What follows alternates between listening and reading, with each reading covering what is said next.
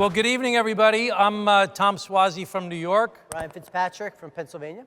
And the great Christine Scanlan again. Let's give her a round of applause for being the president. Thank you. And she's familiar with politics because she was a senior advisor to Governor Hickenlooper when he was the governor of Colorado, and a former state legislator as well. So she knows something about politics as well. And the podcast that we're doing is called The Pod Couple. Who remembers the show The Odd Couple? I always wanted to do the music, dun, dun, dun, dun, dun, but Brian is like, I don't know that music. He's too young for that. So we do this podcast. We've only done 2 episodes so far. This is our 3rd episode. And we talked about affordability, was really one of our biggest topics in our last conversation. And we're here tonight to talk about just the basics of trying to do bipartisanship in this very toxic environment that we have here in Washington, D.C.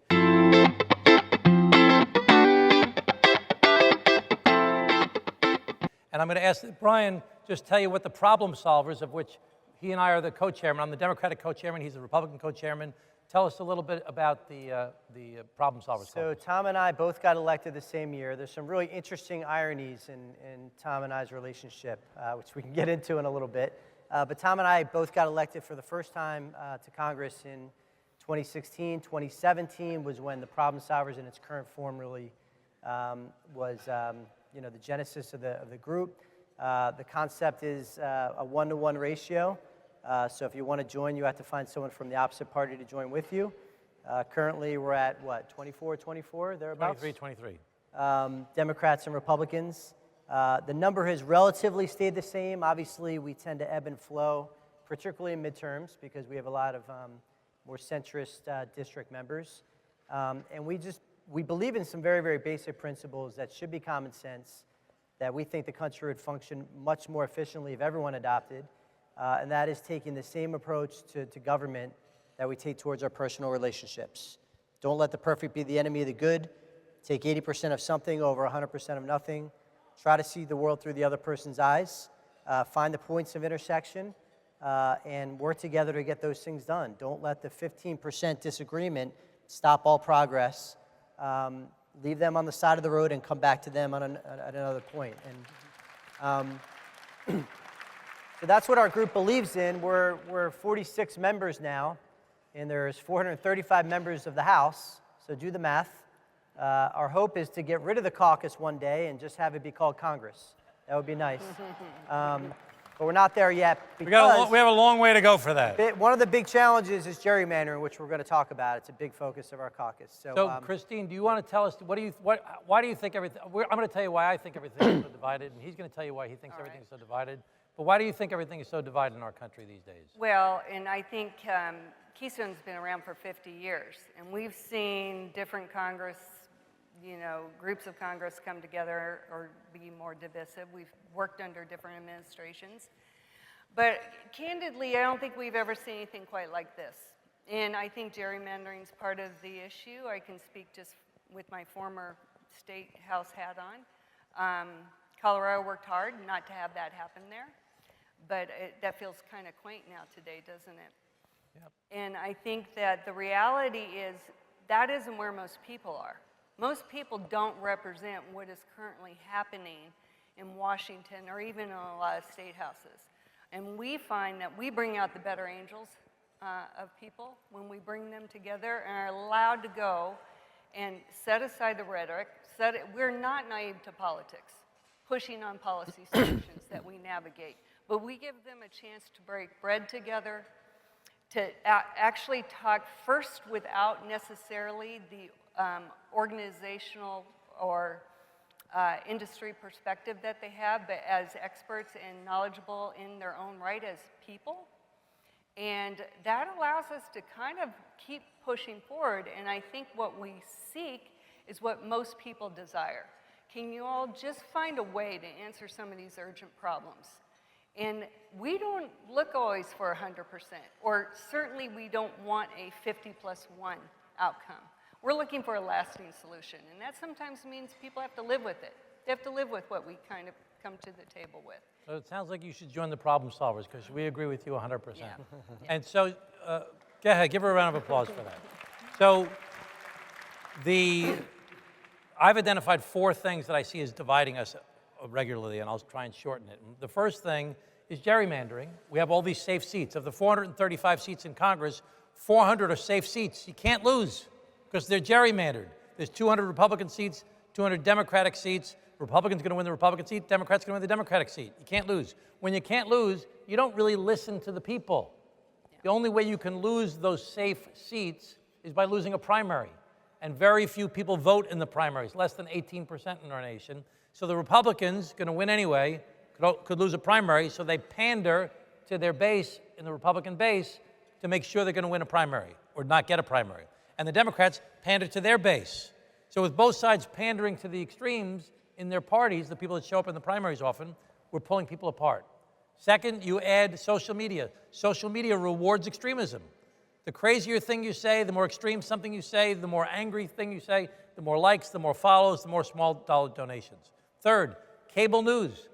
The most watched show on Fox News has 4.5 million viewers. There's 350 million people in America. The most watched show on CNN or MS has 2 million viewers. But they're defining the news cycle by doing news every all 24 hours. And then finally, the fourth thing and most important thing that we don't talk about enough is our foreign adversaries are using our social media and our freedom, and they are filling our feeds, especially our children, but all of us, with a lot of things to get us to hate each other. So the Russians, the Chinese Communist Party, the Iranians, the North Koreans, they have paid people, and they have bots, and they take things we may be fighting about, Black Lives Matter versus Blue Lives Matter, evangelicals versus transgender, Israel, Hamas, and they blow up both sides, sending a different message to each community, so each side says, what's wrong with those people? They can't defeat us economically, they can't defeat us militarily, they see our greatest weakness as being our diversity. So they try to exacerbate our differences, and we're falling for it.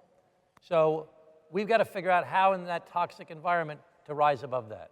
And I would add to that, and Tom and I are in complete agreement on pretty much all of this. I would add to that the two-party system and closed primaries. 2 things that breed extremism, well, there's a number of things that breed extremism. Closed primaries and low voter turnout. And both of them are the case, well, low turnout's the case in all 50 states. Closed primaries is the case in just under half the states in this country. And the combination of those two are absolutely lethal to moderation, centrism, and bipartisanship. So in America, roughly 18% of Americans vote in primaries. And if you're in one of the 23 states, and different states do it different ways, that have a closed primary, meaning that if you dare to register independent, or if you dare to register unaffiliated, that you're not welcome to vote in half of elections. That's the rule in the state that I live in, Pennsylvania, the birthplace of independence, by the way. So I want everyone to put this in context, because this is probably the most egregious example, but a real one. 98-year-old World War II veteran who stormed the beaches of Normandy, saved civilization, who registers independent in the land of independence that we're celebrating 250 years of next month. And in half the states in this country, they're told that in 1 out of every 2 elections, you are not welcome to vote. That is the law in the United States of America. And not only is that a gross injustice, the manifestation it has on the floor of the House, which we saw as recently as an hour ago, where you have people go to the floor who want to support a policy, but they're afraid to because they live in a closed primary state. And to Tom's point, they're thinking of 18% of their electorate, not 100% of their electorate. It completely screws up policy. And I am personally a believer that we need to get away from the two-party system altogether. When our country was founded, we didn't have parties. We did not have them. When our courageous founders signed the Declaration of Independence, there were no political parties. 11 years later, when they collaborated over this amazing document called the U.S. Constitution, which, by the way, from beginning to end, from the original thought to the final ratification, 4 months. Think about that. It took us 2 years to pass the Chip and Science Act. 4 months to create this amazing document that created the greatest country in the history of the world. There were no political parties. They had different interests. There were big states and small states at the table, agricultural states and industrial states at the table, but they were all Americans. Imagine that. And they all collaborated and came together and said, we're going to get it done.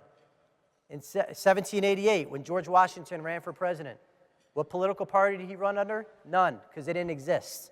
When he ran for re-election in 1792, what political party did he run with? Zero. They didn't exist. It wasn't until the end of his second term that the Federalists, Alexander Hamilton, the Democratic Republican Party, Thomas Jefferson, formed, and George Washington, the father of our country, dedicated a big chunk of his farewell address in 1796 when he voluntarily left office, started the tradition of term limits. He dedicated a big chunk to saying that he didn't like what he called factions. He said, we never intended this when we drafted the Constitution. We drafted the Constitution with the presupposition that there would be governing by definition is consensus building, and that the whole pretext behind the Constitution was unity against a common external threat. And these factions, as he called them, were going to cause internal division. Here we are a month away from our 250th birthday, and it's never been worse in terms of political division. So I think we need to get back to the roots of our country. So let's hear it for Brian. So we've only got 3 minutes and 53 seconds left in our podcast, and we have to get off the stage. But we have to get back to some of the basics in our country. And the big worry of the founders was that the people were not going to participate enough, that they wouldn't be educated about the issues, and they wouldn't participate. And the people in this room, you don't really appreciate the fact that you're so important and so powerful to change our country. 60% of Americans do not graduate from college. The median wage is $85,000 a year. You are the best and the brightest in our country. You say, oh, I'm not as big as the tech bros, and I'm not as big as this one, and bigger than... You're the best and the brightest in our country. And we need you to be involved in this process of saving our country from this division that's happening right now, and demanding that our elected officials get to work not serving the parties, but serving the people and solving the problems in our country. We need you more than ever. So my message to you is, don't screw it up, we're counting on you. So, and one last point to the parties, by the way. 350 million Americans, and we're telling everybody, you got to put yourself into one of two boxes. In what area of our life does that work? It doesn't, and it has an incredibly corrosive effect on our politics. So I'm a big, big believer in every aspect of life getting back to the basics.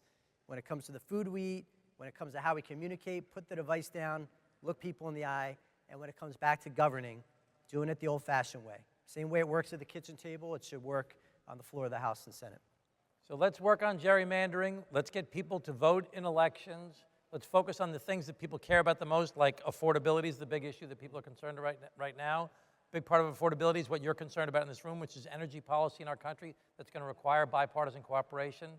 And we want you to give us some hopeful words going forward, Christine. I am full of optimism because I can't help myself. And you're from County Kerry. Yeah, the roots are. That's right. My grandparents, great-grandparents. So I think you don't work at a nonprofit unless you're an optimist. And you don't work in public policy and in public service unless you're an optimist. I think at some point, people do recognize and believe they need to come back together in a different sense. They don't like where we are today. The people that we work with want to find solutions.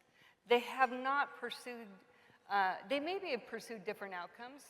You can go to court, you can lawyer up, you can lobby up, but honestly, if you want to have something more lasting, you have to have a place where you can first look at the interests that are coming together, and that's what we do. And then we understand better where are those pieces that fit to find some common ground, and we build something from there. And it is not always sexy or exciting. It can be in the weeds. You know, I was in the State House, which used to be called the Laboratory of Democracy and was crazy making. Now it's been we've been left in the dust by Washington, frankly. But to be real about things, if you aren't willing to do the real work and listen and respond to the interests that are at play in a way that's meaningful and substantive, you're not going to have a lasting solution. You're not going to meet the urgent needs of today. You're not going to recognize the challenge of climate change. You're not going to build a new electricity grid instead of the one that we have today that was not designed for what the demands are on it, are being presented on that grid for tomorrow or even the present. So we're working around these timely, important, urgent issues in a way that mirrors the interests that both of you bring to a mindset that's reflected in politics. We're trying to mirror that in policy that allows people a place where they can actually get to work, because people really want to actually get to work. I think that what you're teaching us is that every policy problem we face in our country is complicated. And you can't solve complicated problems in an environment of fear and anger with everybody yelling at each other, saying, you're one of those, no, you're one of those. We need people of goodwill who may disagree with each other 100%. to work together and say, I think this. Well, how about that? Well, how about this? Well, how about that? And try to find some common ground together. Right. That's what Brian and I want to do. That's what we know you want to do here at the Keystone Policy Center. And we hope that's what all of you want to do as well. So thanks very much, everybody. Thank you. Thank you. Appreciate both of you. Thank you for listening to The Pod Couple. We will be releasing new episodes regularly. You can watch and listen on Spotify, YouTube, and Apple Podcasts. If you have questions or ideas for the problem solvers to tackle, please contact us at problemsolvers@mail.house.gov.